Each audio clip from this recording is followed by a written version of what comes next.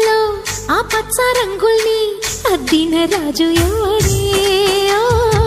నిన్నాగో పడిగల్లో ఆ విష్ణు పాదాలు దిద్దిన మాయా దేవుడే.